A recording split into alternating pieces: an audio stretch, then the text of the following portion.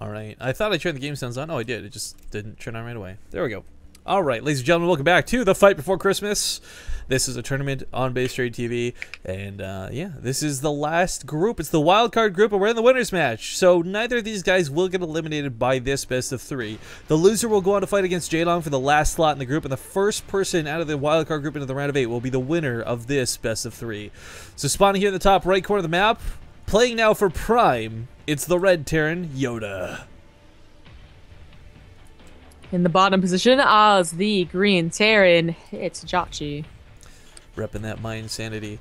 I'm a little bit curious how this 2015 is going to start for him, though. It does kind of suck that his team is based in Europe, and you know he's kind of been forced back to Korea. Whether it's more online tournaments like what we're hosting and go for StarCrafts, or whether it's maybe just practicing super ultra hard and going recluse mode.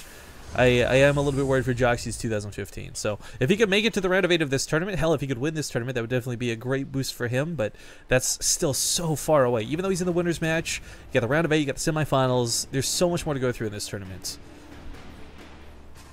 A little bit.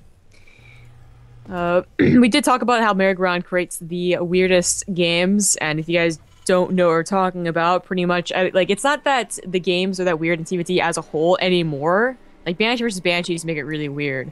But it just seems that merry-go-round attracts the drops, right? The medevac drops, with the Hellions, Marines, even Widow Mines sometimes.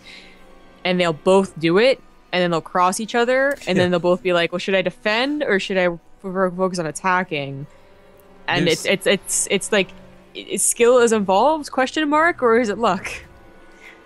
There are definitely a lot of times where it is a little bit luck. I mean, no one wants to admit that. It's all about skill, right? But so many times where you go for those mirrored builds, you go for the drops at the same time. Although I do think one of my favorite moves in TVT, generally speaking, Dumuzum really convinced us about this back when we had his match versus Daishi for one of our previous tournaments, where you go for the 2 tanks and the 8 Marines. It is one of the best ways to get ahead or come back from behind if your opening didn't really work out for you. I mean, we haven't seen a lot of it since out of most of the Koreans, because the game usually ends before that even becomes an option. But I am definitely looking forward to seeing if that gets utilized in this series, because that does seem to be kind of where this has shifted towards, a lot less towards Banshees and a lot more towards anything medevac related. Hellions, Marines, etc. I agree with that. And they both are doing pretty similar builds here. I mean, like, really similar builds. We have little differentiation as YoDa throws in a gas geyser, second gas geyser. But that's about it. Yeah, I mean, the second gas tells me it's probably going to be Banshees, right? Tech Lab on the factory. Boom. Yep. So this usually creates less weird games. It really is the medevac versus medevac that makes it, like, you know, who is going to win both on the 2 SCVs. With the Banshee, it's usually very important that they just simply keep it at home. So it depends on, like, the timing that Jjakji hits with the medevac. Okay, well, I guess here's my question for you. I actually sadly didn't get to watch Jjakji's games firsthand for DreamHack. Did you? No. I just know that I looked at that bracket after waking up the next day. For those who don't know, by the way, it's not because we're no passion. We cast the entire first day. Well, we were enjoying some sleep the second day through. But when I saw those brackets, it wasn't just that Jjakji had 3-0'd another Terran player. Like, it was someone like MMA. I can only speak highly of his TBT for that to be a result in a big tournament like DreamHack. So YoDa might actually be the one who has to be a little bit worried in the series. Again, TVT can go either way in a big way, and I don't mean this because there's like volatile Banley hits and all of a sudden you're back in action. I mean, this is a matchup where even if you're behind, you can come back ahead. Defensive positioning, tanks, I mean, there's so much that goes into TVT that I think is why it's one of the more interesting, for me at least, mirror matchups. I think it's been proven that anything with Terran is more interesting. No bias or anything. There was a actual straw poll where, like, Terran got the most. Well, TVZ definitely went out. But TVT actually was kind of high up there. YoDa doesn't have a vision of this. The elevator's gonna go off without a hitch. But as long as you can get that Banshee back, as long as it isn't too far away, like, the Banshee will help take care of this, like, really in a big way. He's gotta get those extra Hellions out of that medevac, though. Yo, dropping on top of the Marines is really ballsy. Not gonna have that quite sick attack path, but oh no, this is nope, it's disastrous. Okay. It is already disastrous. Even if he cleans this up, which he very well may not be able to do. The cloak's not done yet. The Marines have a medevac healing them. Hellions have killed half the workers at this point. Down 12, left with 13. And if he wants to, he can do some sick medevac micro to make sure these Hellions kill the rest of the SCVs. Cloak does finish, and looks like that Banshee will just barely live. Oh, that scan, gets that was the a little scan. too good. And he picks up those Marines. He's going to keep poking with this. This has gone so well for Jjakji. Yeah.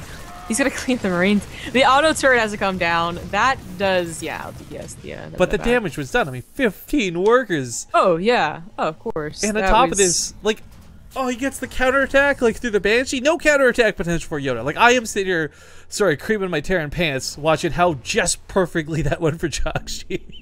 Why are we so gross, man? We're so gross. Sorry that I can enjoy myself. Well, no, that's gross. Nope, don't, no. Okay, I'm gross. Why are you a prude? There's my counter argument. No. I'm gonna teach you. Oh, can this Raven even stay alive? Is gonna be the big question. I think Marines, so. Yeah, I gotta drive this back.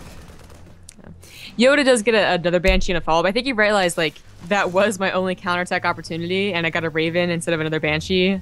Like, darn. So he gets one now, but of course Jjakji will have a lot of Marines this time. He won't have turrets. I think he, like, you know, thought there wouldn't be any more Banshees, but it's not fast and hard enough to be a good counterattack. YoDa is in desperate straits. No command center. He's got to be going all in off the back of this. He is going to be going for... I thought he was going to go for a medevac after that one Banshee, but nope. Another Banshee it is. I mean, this is really his, not just best, but only chance to come back. I mean, he knows Jjakji has Vikings. He knows Jjakji's going to have scans for this. Oh, Jjakji, why didn't you make that an orbital first? Dude, bro, man. The desire to transfer SCVs off of a super saturated SCV line. I mean, the concern about this is it's one less scan is what I'm thinking about more so. Actually, I don't know. It just sounded really smart, right? It did. I'll give you that. He cleans up that first Banshee, and even if there was a chance to move down here, Jjakji's got a Widow Mine. There is a Raven, so he's not gonna have to burn scans to deal with this. But if this gets a shot off on the Marines with no combat shields, okay, right. Not that. It could have been a little bit better, but still, it's sitting there waiting. Raven has to come back. Banshee has to come back. He has to clean this up. He can't just ignore this. And YoDa has no expansion. He's got no command center. It's not the main waiting to transfer over. He's going for an all-in, and it makes sense. It's the only option he really has available to him. Concern is, though, Jjakji is moving out at a time where maybe he needs to leave everything at home, take a defensive fight, and win the game. So this is a bit risky with these medevacs leaving. The Banshees are really like what could have brought YoDa back in the game, whether it was through counterattacks and SCV damage, or having 4 versus like 2 tanks from Jjakji. Like, imagine if you had all 4 Banshees. Those tanks would not stand a chance.